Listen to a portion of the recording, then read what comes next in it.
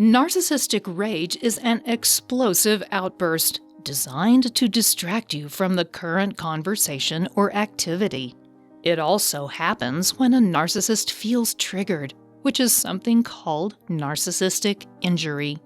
If you've ever been exposed to narcissistic rage, it can be very upsetting. It turns the person you thought you knew into a raging maniac. It's the result of an exaggerated sense of self-importance, coupled with a fragile self-esteem. Let's take a look at these 7 trigger categories for narcissistic rage, and then I'll discuss some examples of triggers of narcissistic rage, how it looks, as well as effective strategies you can use for responding to a narcissist temper tantrum. Not getting what they want.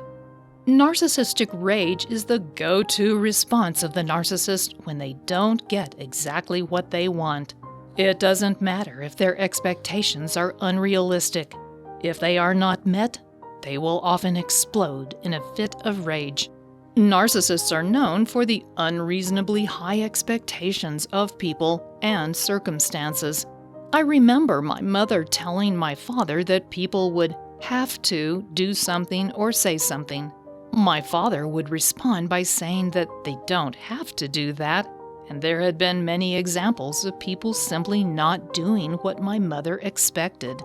Yet, regardless of how many times someone had not met her expectations, myself included, she continued to have those unrealistic ideas. It's not a matter of having high standards for the narcissist. Feeling criticized. When healthy people feel criticized, they will employ healthy coping strategies to examine the situation, make changes as necessary, and internally soothe and boost their self-esteem. The narcissist, however, isn't able to internally soothe themselves or boost their own self-esteem. When they buried their true sense of self as a child, the narcissist needed to create something they could use to interact with the world around them. They therefore constructed a false self-image and infused it with grandiose ideas of superiority, omniscience, and omnipotence. That sounds great, except that the narcissist has no internal identity that can support those ideas and prop up their self-esteem. That's why they need other people to boost their self-esteem for them. When they feel criticized, they are filled with a familiar sense of shame. It's the same shame and self-loathing that led them to bury their true sense of self in the first place. No one's paying attention to them. Narcissists need to stay in the spotlight to maintain that flow of narcissistic supply that props up their self-esteem. It's what they use to support their grandiose ideals they've infused into their false sense of self. Even covert narcissists work, albeit more subtly, to stay in the limelight at all times. They want people to recognize them even if they aren't openly bragging about their good deeds. They expect that people will notice their contribution. With grandiose narcissists, they take the obvious steps to keep everyone looking at them. Even if it means making a fool out of themselves, they will do whatever it takes to keep everyone looking at them. They get caught. When a narcissist gets caught doing or saying something wrong, it also triggers their rage. Initially, they may respond with lies and denial, but if you have incontrovertible proof that they did or said something wrong, they will fly into a rage. This happens for 2 reasons. First, they want to distract you from the error they have made. And second, they fear the exposure of their flawed, true sense of self. That's a combination that makes their rage more intense. Even if they truly believe they didn't do anything wrong, or rather, they've convinced themselves they did no wrong, they will still fly into a rage. They cannot afford to let you or anyone else criticize them and show the world that they are not the superior being they have always claimed to be. You hold them accountable. When you've finally had enough of their antics and hold a narcissist accountable for their actions, they will fly into a rage to make you back off and distract from your accusations.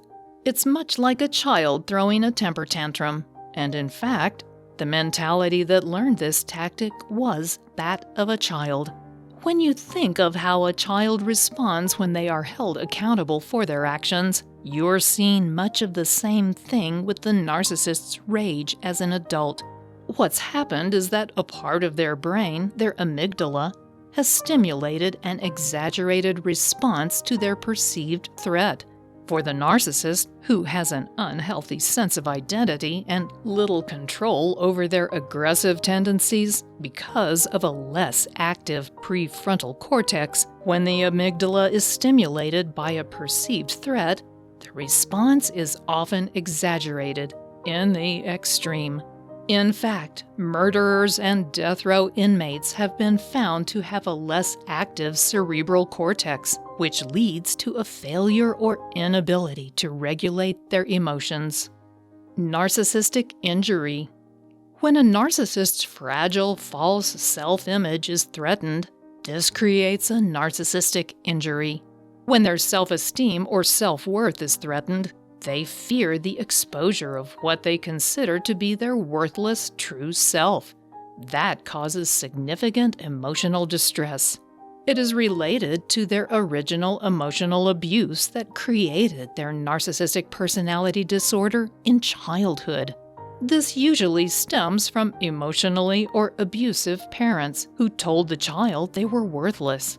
It can also result from overly protective parents who unwittingly send the same message by preventing the child from trying and failing. The child never learns that they can do things for themselves, and they never learn how to soothe themselves when they fail. In both of these cases, the child experiences the original narcissistic injury, where they are filled with self-loathing and shame. The narcissist feels out of control. Another situation that stimulates narcissistic rage is when the narcissist feels they are not in control of the people and circumstances around them. For the narcissist to get the narcissistic supply of adoration they need on an almost constant basis, they need to feel as though they are in control of everything and everyone around them. Narcissists use manipulation in numerous ways to control the people in their life. They lie, gaslight, and triangulate, among other manipulative techniques, to stay in the spotlight and make people believe they are superior. They will take credit for other people's work and good deeds. They will play both ends against the middle to create drama in their family and at work. And they will lie about their abilities and accomplishments. The end goal is to have everyone thinking and believing all the grandiose things they have told themselves for so long. How should you respond to narcissistic rage? Because narcissistic rage can be so incredibly intense and even involve physical abuse, you simply can't tolerate it. There are a number of steps you can use to respond, depending on the situation and the nature of your relationship with the narcissist. Set boundaries. One thing you can do is set boundaries with the narcissist. Tell them that you won't accept their narcissistic rage and inform them of the consequences if they fly into a rage in the future. Then, enforce those consequences every time they violate those boundaries. Walk away.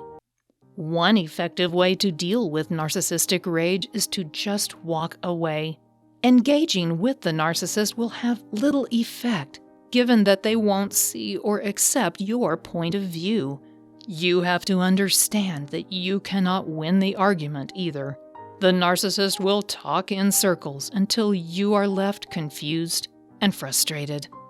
Ignore the silence. When the narcissist is giving you the silent, rageful treatment, the first thing to do is ignore their silence. If you engage, you won't get them to talk to you in a thoughtful manner. They will only respond from a place of anger. That's why ignoring them is the better strategy. Leave the premises. If they pursue you through the house or wherever you are, it's time to leave. The best thing you can do for them and for yourself is to give both of you some space. Let them know that you will be willing to talk to them, but only if they can get themselves under control and speak with you in a respectful manner. Attempting to talk to them when they're in a rage is a futile endeavor. Make a list. Take advantage of the time apart to write down what you want to say, so that when you do talk to them, you will remember everything and can keep the conversation on track. Don't explain and don't justify. Additionally, you should never explain your actions to them. Tell them that you don't have to explain yourself to them. If you try to justify what you've done, they will see that as an admission of weakness or wrongdoing and find a way to use that against you. They will bring it up again and again to manipulate you with guilt and other tactics they are experts at employing. Stay on track. Keep the conversation on track. The narcissist will use their rage to bring up other topics and distract you from the main problem at the moment. Ignore those attempts to change the focus and stay on track with the current conversation. More rage, leave again. Remember that if at any time during your conversation the rage resurfaces, you need to shut the conversation down and leave again. If you simply don't engage in their drama, they will be left with no choice but to stop using that tactic. Go no contact. Sometimes the only thing you can do with a rageful narcissist is to leave and never come back. Going no contact has to always be an option because you need to stop that rageful type of abuse. If you go no contact, you need to be aware that the narcissist will not give up so easily. They will try many times to come back into your life. These strategies are all part of taking control of your own life.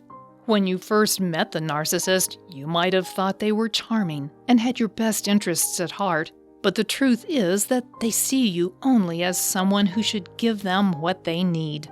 Take back the control and refuse to do what they want when it comes from a rageful place. If you're dealing with a narcissist and their rageful outbursts, you'll quickly see how they try to use your emotional triggers to make you acquiesce to their demands. They hope that their rage will trigger your fearful emotions. And if you don't have your own emotional triggers under control, this tactic can work. However, my 5-step roadmap to heal emotional triggers can help. It has great strategies you can use to identify and heal your emotional triggers. You can stop the rage and the manipulation forever. Just click on the link below this video and I'll send it directly to your inbox for free. Thanks for watching.